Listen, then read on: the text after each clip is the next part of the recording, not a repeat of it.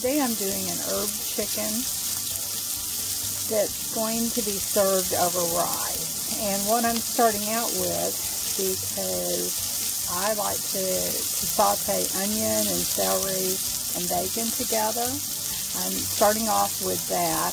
And I have gotten the bacon to the stage that it was brown, and then I added my onion and chopped celery. After that has cooked for a while and gotten translucent, I'm going to be adding a can that I did, and this is from September 2013. So it's about 2.5 years old. It's herb chicken with carrots. It's perfectly good, and what I did is I stuffed my chicken in there, and then some carrots and some herbs, and I've canned it. And this chicken is chicken thighs, so they're on the bone, but I have removed the skin. I'm going to add some cream of celery soup. I'm going to chop up some of my celery leaves for some fresh green, and then I'll make some rice, and that's what my husband will have because I'm kind of watching my carbs. So this is a really heavy protein meal, except for the rice, and David will be having the creamed chicken served over the rice. The chicken's going to just fall off the bone, and I'll fish those out when I add it to the pan. And I'll show you that as it comes along. And this is a real frugal meal for us, as well as nutritious, and it's helping me with my low-carb diet. One of the things I did do is that I love cooking them in cast iron pans, but I did drain off the excess bacon fat so that it just has a little bit in here right now that I'm sauteing. Now I'm going to open the jar.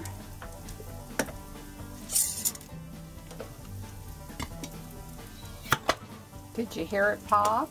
That's a good seal. Now, it doesn't look very attractive inside, but that's the onion that's on top of it and the broth. That is very good chicken broth. I'm going to be taking the vegetables that were canned with the chicken, putting them on a separate plate, and then putting the chicken on a plate so I can separate the chicken from the bone. And since the veggies are already cooked, they won't be put in until the end of the preparation and heating of the meal. And as I thought, the meat is just falling off the bones.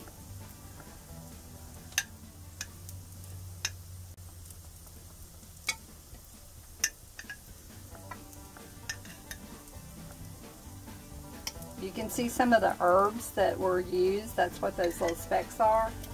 I used some basil and parsley and just some mild herbs. I didn't use real strong herbs.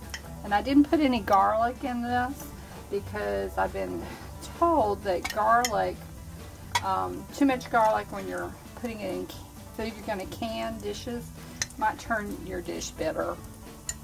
So there's some of the carrots. And this will come in handy since I didn't have any fresh carrots to add to this dish today. I already have some carrots in this jar that I processed. This jar was pressure canned, so for those who have not pressure canned before, for a quart jar, and this is a wide mouth quart jar, you process it for 90 minutes on the recommended pressure for your area. I pressure canned it in Nevada, and at the elevation I was at, it was about 12 pounds of pressure. I like using wide mouth jars because, as you can see, it's much easier for me to get out the contents. Lots of pretty carrots in here. I bought those little baby carrots. They were on sale at the store when I got them, and that was really a good deal. I think it was like 3 or 4 little bags for 99 cents. I'm going to reserve the broth to add to my cream soup. I deboned the chicken, and as you can see, let's see if I can get it angled. That's a lot of chicken.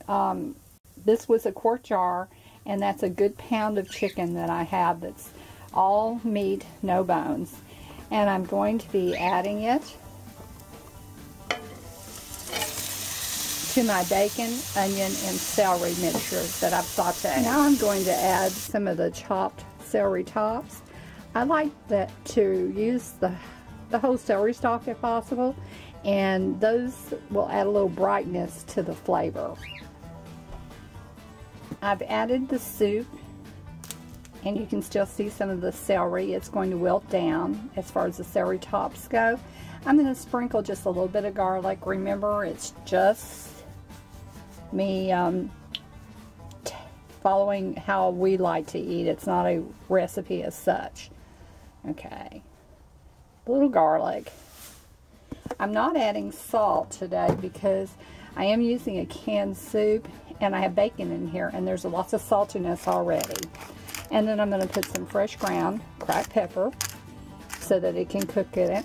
I'm going to simmer this on low because the meats are already cooked. I'm just wilting the celery tops and blending flavors right now. And then I will add the veggies that I had previously canned and make some rice, and we'll have dinner.